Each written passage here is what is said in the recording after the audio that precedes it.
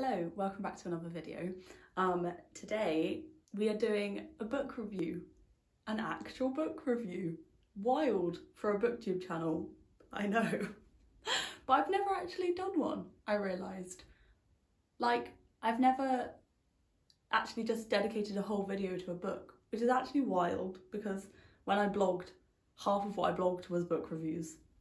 I don't know, it was interesting to think about and realise. So today we're doing a book review. The book that we are talking about today is Clap When You Land by Elizabeth Acevedo. Oh my god, where do I begin? Right, I need to figure out what I'm doing. Clap When You Land was published this year by Hockey Books. I have only read With the Fire on High. I haven't read The Poet X yet, but I know that The Poet X is set in the similar format as Clap When You Land, and so it is gone straight up my to-buy list. I loved With the Fire on High, and this just topped it, if I'm honest. And I've only heard really great things about The Poet X, so yeah, I'll definitely be getting that because Elizabeth Acevedo's writing is just chef's kiss, seriously. So Clap When You Land is dual narrated by two sisters who don't know the other one exists. So we have Camino and Yahara. Camino lives in the Dominican Republic and Yahara lives in New York City. And the premise of this book is that it's narrated from the two sisters as they learn that their father has died in a plane crash on his way to visiting the Dominican Republic. This was one of the rawest books I've ever read, and I think the way that it's formatted, because this is a novel written in verse, really adds to that. It really, the poetic nature of a novel in verse really went so hand in hand with the grief that Camino and Yahara were feeling. I've never read a novel in verse. I was a bit unsure how I was gonna feel about it. I was initially like, oh, I kind of wanted like a regular novel. And having now read it, I'm like, no, I don't. Like, absolutely not. This is stunning. I think because I struggle with poetry, I was initially a bit hesitant, but no. Seriously, even if you think you might not like that format, I highly recommend picking it up because it really only adds to the plot. It doesn't take anything away at all. It's, oh my God, it's so stunning. I have a few notes written down because I had so many thoughts about everything. They're all jumbled, but I'll try and make this coherent. So let's talk about the two sisters. I loved Camino and I loved Yahara. I loved how we got to see them in their own elements respectively and really grappling with this new life that they're having to have. I loved learning more about the Dominican Republic and the culture of the Dominican Republic through both Camino and Yahara. Yahara's never been to the Dominican Republic, and so I found the discussion around identity really, really interesting, and I've seen a lot of people really relate to that kind of confusion about heritage and roots and where you're from and how you identify as, just super interesting, and it's really interwoven into the story. Nothing is on the nose, it's very organic and really happens just really organically. I would actually recommend checking out Nicole from Radio Girl Reads review of this book, which she did. I found that really interesting, and she has a lot of personal connections with the identity aspect that it talks about. So yeah, I would recommend going and watching her video if you like. I think the thing that hit me the most with this book is the grief.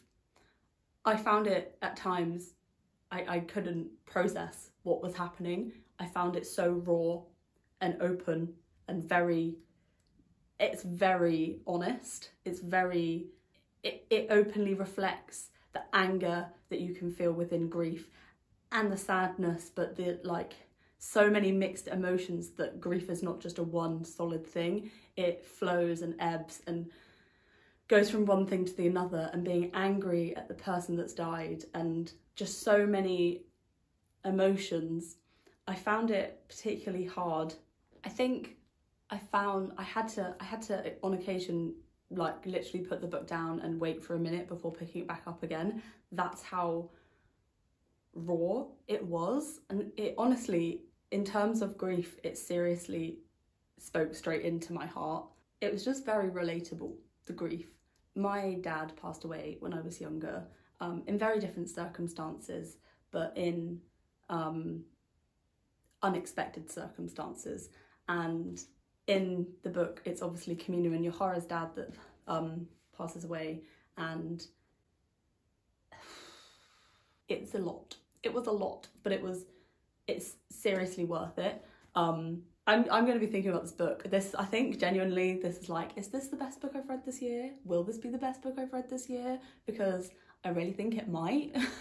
Like, I have never read a book that like discusses grief in a way that is exactly like gut-wrenchingly how I feel about it.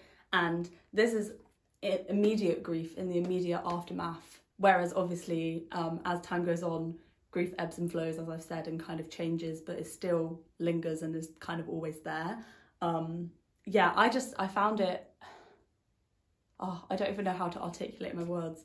I also really enjoyed how it portrayed that grief is really personal to individuals and to everyone grieves differently, and this book shows that really well, I think. Also, I didn't know about the American Airlines flight 587, which is a true story, what this is kind of loosely based off, which is mad to think considering it's like the second deadliest aviation crash in US history.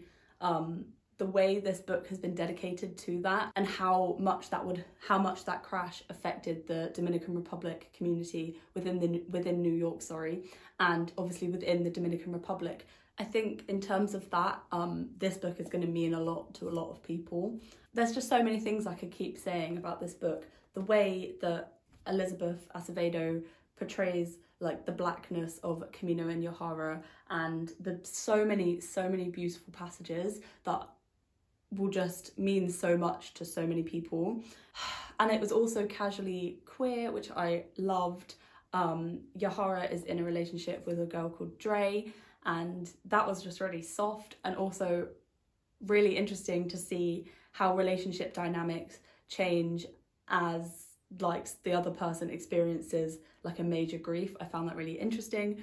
The way that Yohara, whilst grieving, is like telling herself like it's wrong, I shouldn't want to be cuddling Dre at like my dad's funeral, is so open and honest when there's no wrong or right way to grieve. And it's just really portrayed that so well, that portrayed the conflict in your head of feeling happy or feeling any form of joy or trying to bring comfort when you're kind of then compounded with the knowledge, but my dad is dead.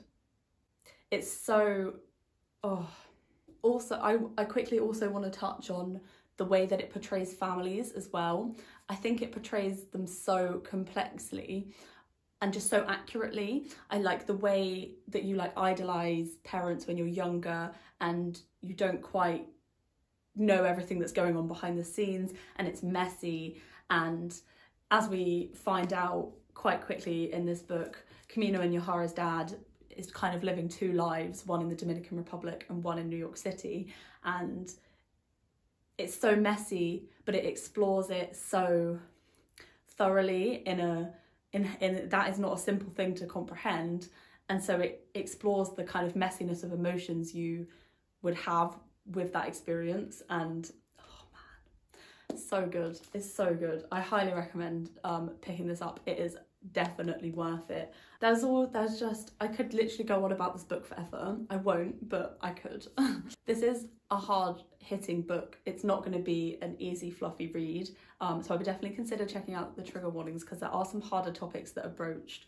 I found it just so many themes that kind of tied everything together, and like the kind of difference in privilege between Camino and Yohara, and the way that like money is discussed as well. For example, like Camino wants to become a doctor. She wants to get out of the Dominican Republic, and then in contrast, Yohara is quite very privileged, and she has had a very privileged upbringing in New York City, and the kind of way that they connect as sisters with these differences is just really great.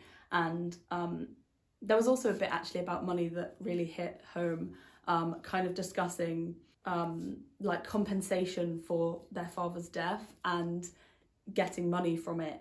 And there's a passage where Yahara lists lots of things that are worth $500,000 and then at the end just cuts it in with apparently a father. And yeah, really hard, but God. If you want a book that explores grief and families, has a casual queer relationship in there, but is really exploring what it, like your identity and what it means to be a sister and to be part of a family, I would highly recommend you pick this one up.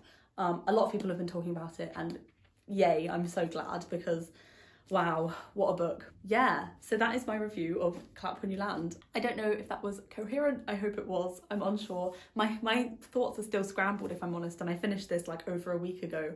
I'm still thinking about it every single day, so that is very telling. I keep staring at the cover because it's just so stunning. Yeah, so that is my review.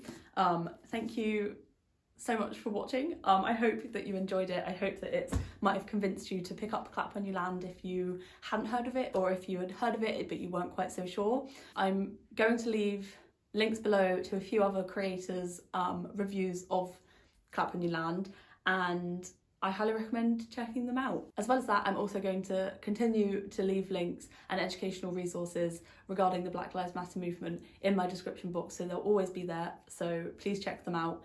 And don't forget about it. And read Black authors, read diversely and widely. Don't just read books that are set in the US or the UK. Read diversely, read everything. Thank you very much for watching. I hope that you enjoyed, and I will see you in a new video. Bye.